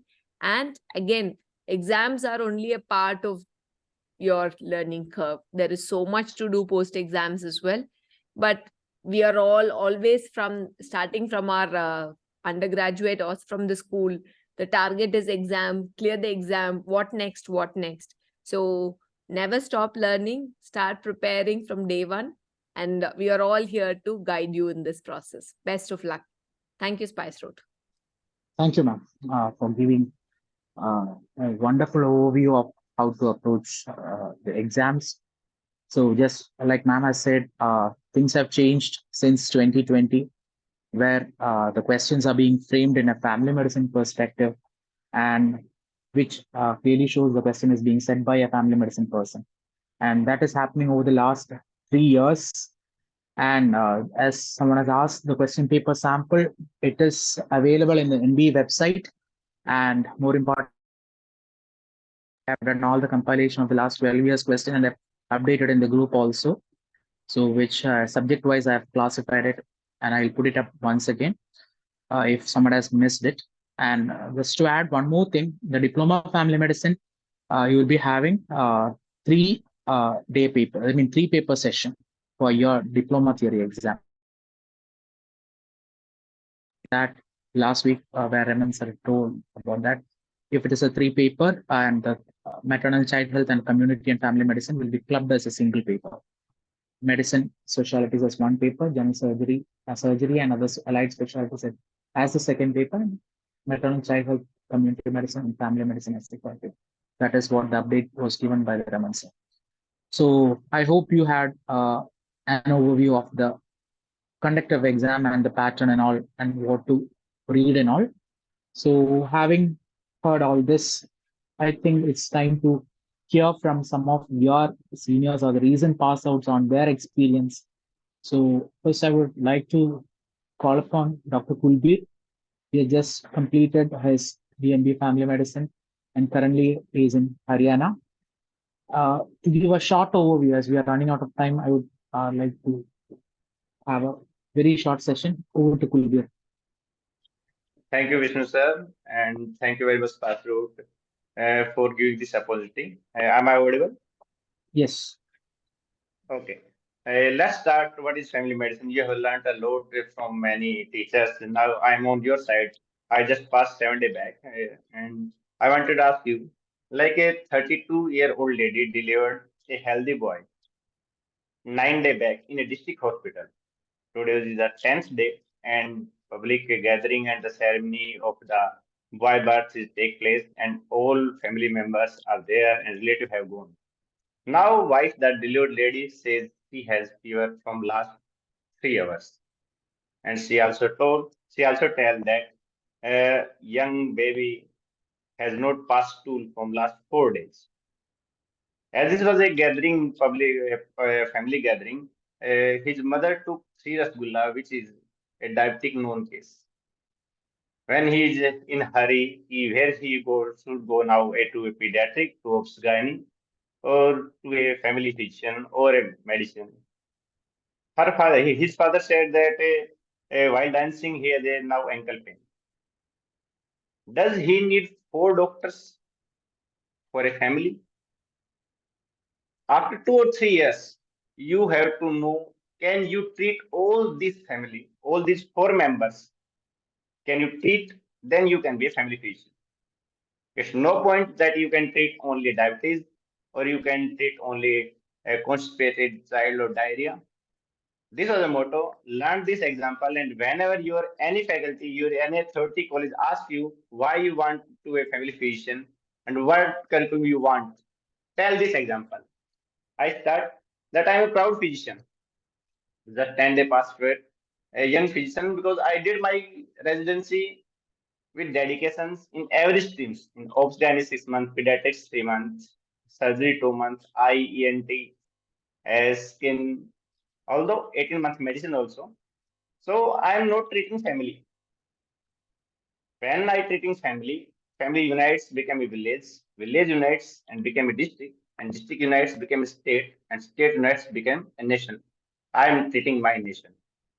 I am proud physician, and I want that you also become a proud physician, not just physician. After COVID era, it's now clear that a rural setup or primary health care or any taluka or district, even district, needs family physician more than any specialties. My journey was not so easy because I was 18th best student in my college as a family physician, and all the remaining or previously 17 batch never did family posting. Not a single resident did family medicine posting from last 17 days. So after 18 months of residency in the medicine only, medicine, neurology, gastro, cardio, nephro, when we went to the authorities with our HOD that we want residency now in a family physician postings like the pediatrics, obs-gynae, surgery, skin. They denied, and they asked, what is family physician? And we have the curriculum of NB that was 126 pages. And they said, tell us clearly what you want. Because never ever from last 17 batches, no one demanded for the family medicine posting. Why are you demanding this? So I told them the same example that I started with my session. I want this. I want to treat a family, not just a single specialty. And after that, the punishment starts. Like we will suspend you, we will investigate you. They complained even NB that we are not doing postings in the medicine.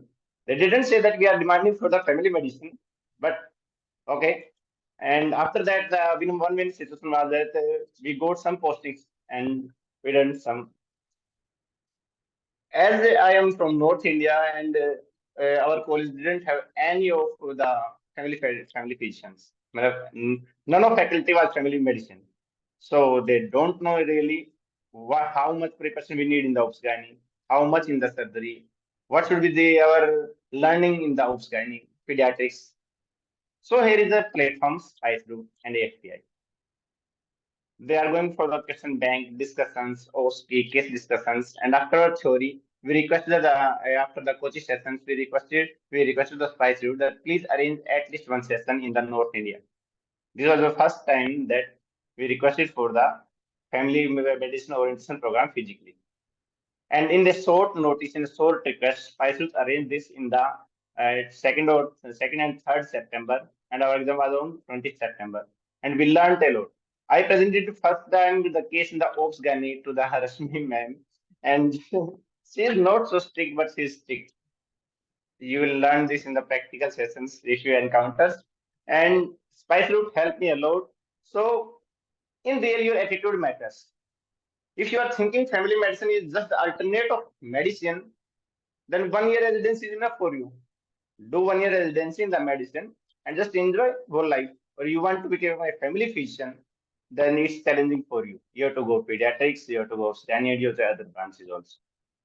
Thank you, Spice Route and the AFPI for giving me opportunity for this session. Thank you very much. Thank you, Kulbi, for sharing the experience. I would like to call upon Dr. Lakshmi Narayan. He is also a recent pass out who passed DNB Family Medicine 2 weeks back, I suppose. And he was from Max Saket. Over to Lakshmi.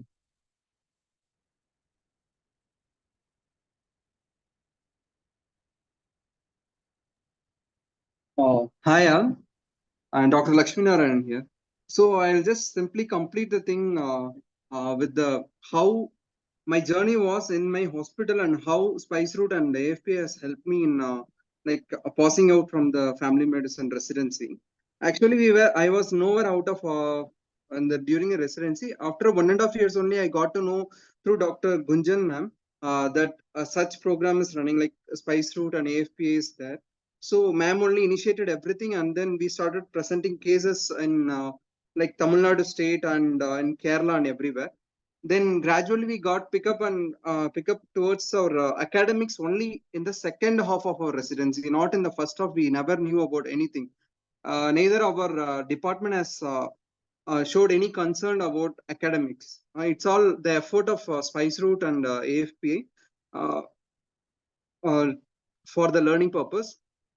Then gradually it improved everywhere, and at national level many things has conducted. Especially I have attended the state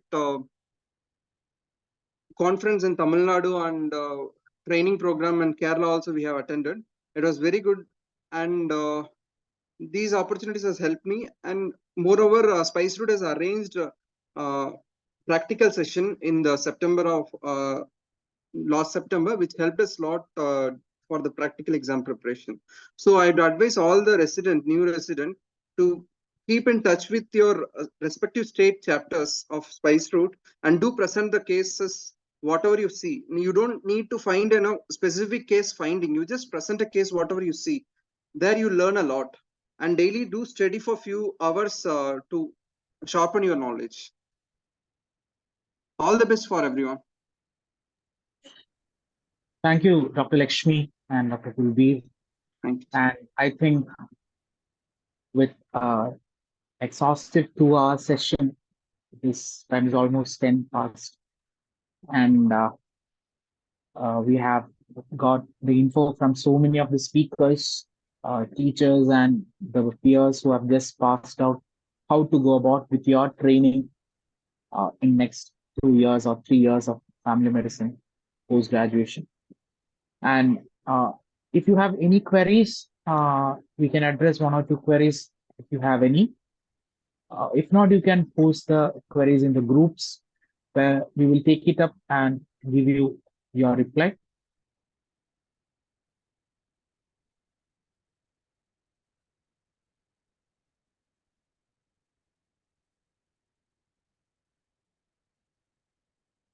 I assume there are no questions.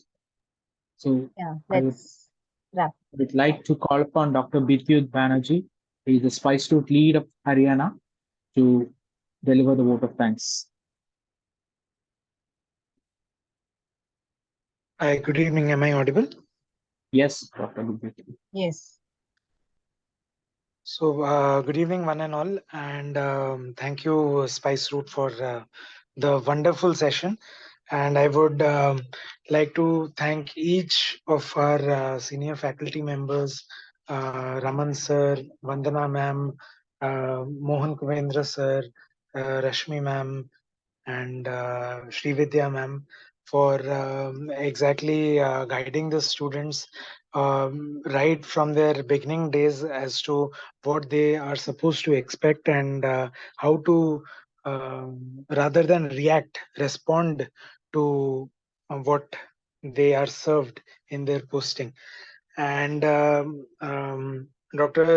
Gunjan, Dr. Seren, Dr. Jyotika, each one of them have highlighted upon Spice Route and the role that we as Spice Route play, and how all the new residents are going to be part of this beautiful workforce.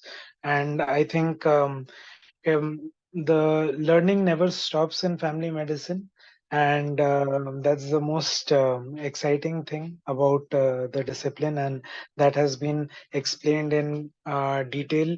And even the recent pass outs have given their opinion on how Spice Route AFPI have contributed to their journey, and how the experience of starting off family medicine and finishing off in style has been for them.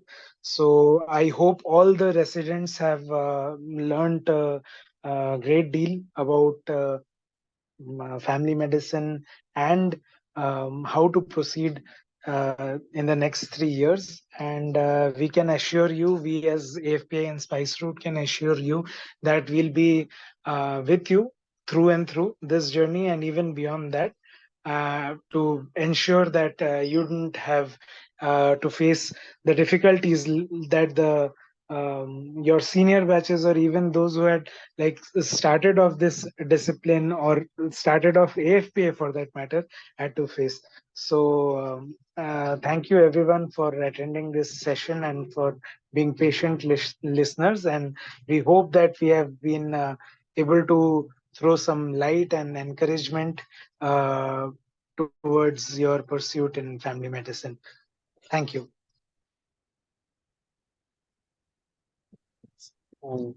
Thank you, Dr. Bityut. I think we can close the session. Dr. Vishnu, I think Dr. Bijay wants to say something. Yes, I think we need to. Yeah, I'm muted. Yeah, good evening to all the listeners and the Spice Route. This was by far the best session recent years. Hats off to the team behind this. There are few pointers. As I see, there are about 33 people within the participants, out of which about 12 faculty members. Your voice is So your voice is muffled. breaking, sir. Yeah. Is it clearer now? Yes, better. Yeah, thank you. Yeah, the so out of about 33, 35 participants who are remaining, about 12 to 15 members.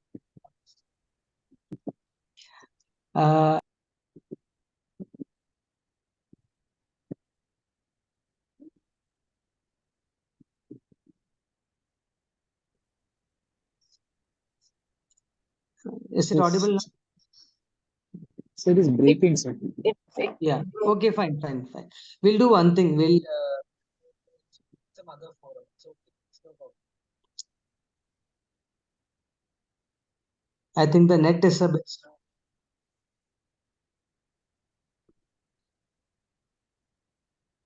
Hello.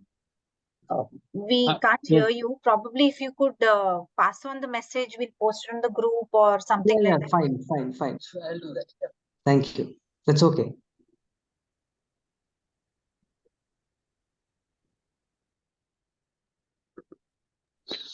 You can wind the session. Yeah, okay. Thank you, everyone. Good night. Good night. Thank you.